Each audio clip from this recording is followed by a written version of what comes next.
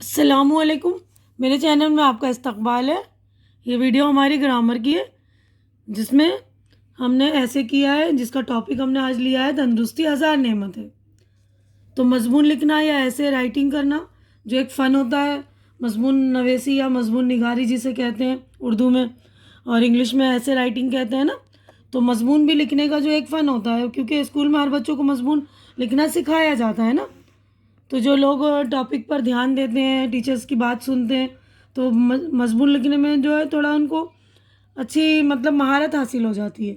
لیکن کچھ بچے جو ہوتے ہیں عام طور پر مضمون لکھنے سے گھبراتے ہیں، اور کچھ بچے کیا کرتے ہیں، مضمون رٹ کر لکھنے کی کوشش کرتے ہیں۔ اس کا نتیجہ یہ ہوتا ہے کہ وہ اچھے مضمون نگار نہیں بنتے، وہ صرف رٹ کے ہی مضمون لکھنے کی کوشش کرتے ہیں نا۔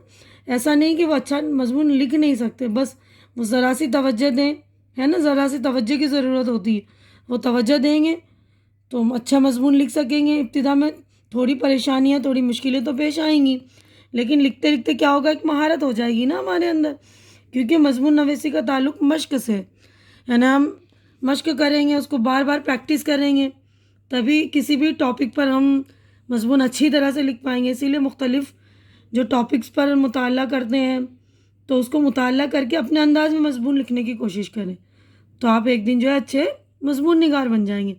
یعنی مختلف ٹاپک لیں، آپ اس کو اچھی طرح سے پڑھیں، مطالعہ کریں، تو مضمون لکھنے کا جو ایک فن ہوتا ہے، اس کے مین ٹاپک جو ہوتے ہیں، اہم پوائنٹ ہوتے ہیں کہ ہم مضمون کس طرح لکھیں۔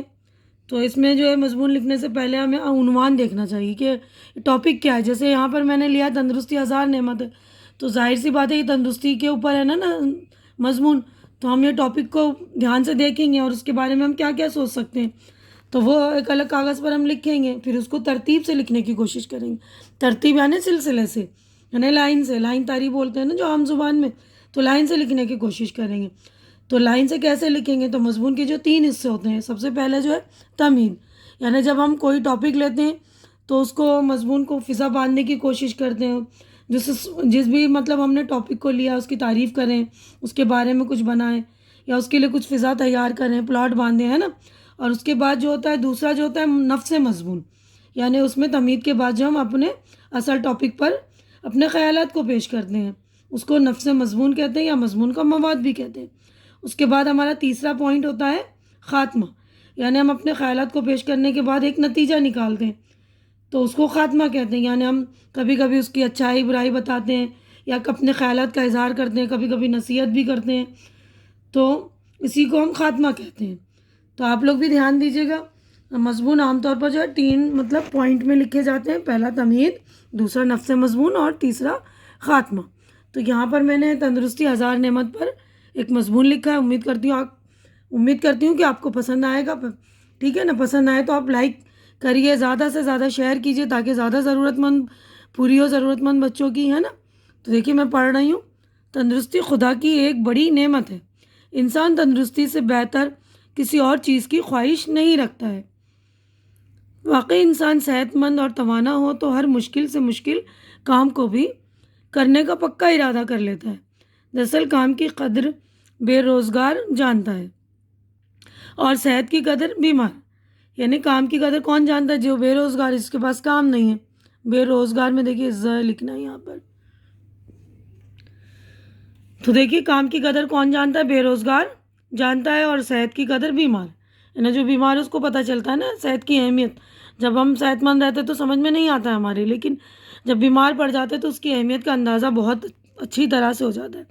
بیمار انسان دنیاوی لذتوں سے فائدہ نہیں اٹھا سکتا، صحت مند آدمی دنیاوی کاموں کو خوب سمجھتا ہے، وہ دین کا کام بھی اچھے انداز میں کر سکتا ہے، انسانوں کے بھلائی کے کام بھی وہ اچھی طرح سے کر سکتا ہے۔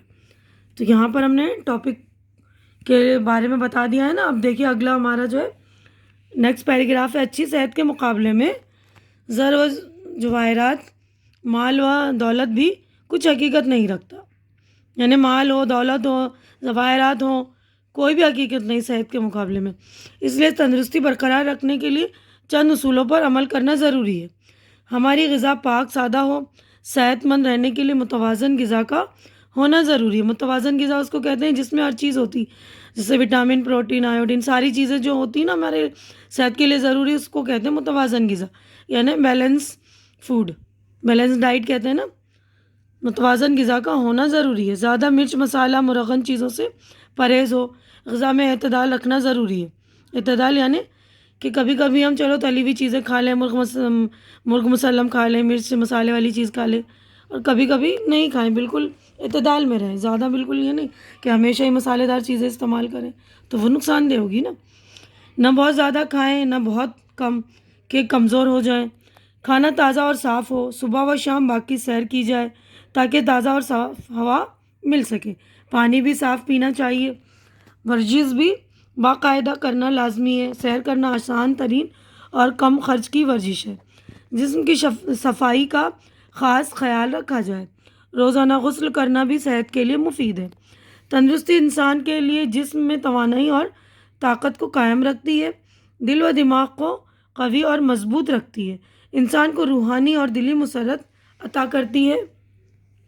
لہٰذا ہم سب کو اپنی صحت کا خیال بہت ضروری ہے. یعنی خیال رکھنا بہت ضروری ہے. یہاں پہ رکھنا آئے گا خیال رکھنا. تو دیکھیے لہٰذا ہم سب کو اپنی صحت کا خیال رکھنا بہت ضروری ہے. خوش